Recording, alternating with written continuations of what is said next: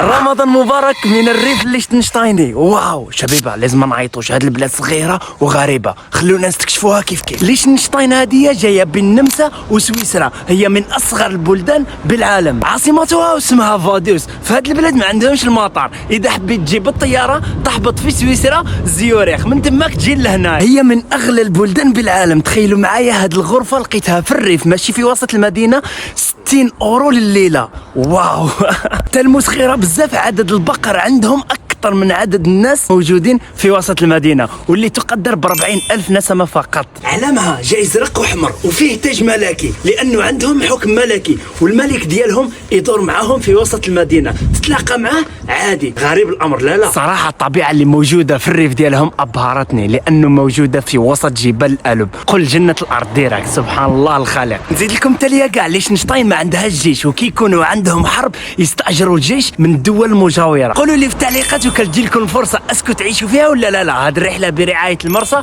تهلاو في روحكم، سلام. راح نحط لكم هنايا اتاكور في وسط مدينة ليشتنشتاين، اللي يجي لهنا يصوروا عنده جائزة من عندي ريغل.